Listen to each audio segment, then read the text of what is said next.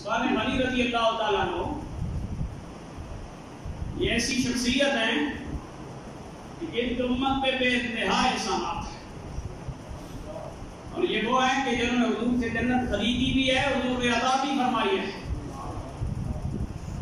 ایک بار صرف ان کے بارے میں سن لیں، کبھی دل میں حضور کے صحابہ یا اہل بیت کے بارے میں بغض نہیں آنے دینا۔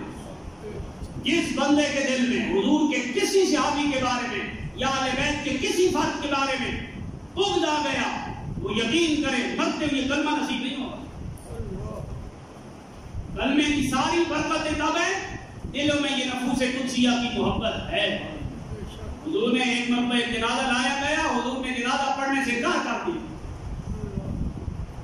صحابہ نے پوچھا یا رسول اللہ کیوں؟ فرمایا مجھے خبر آئی ہے کہ یہ بندہ میرے عثمان سے بغض رکھتا تھا، اور جو بندہ عثمان جیسی ہستی سے بغض رکھے نبیوں کا امام اس کا جنازہ نہیں پڑھے۔ اس وجہ سے حضور کے صحابہ سے پیار کریں اور حضور کے صحابہ کو دل میں جگہ دیں۔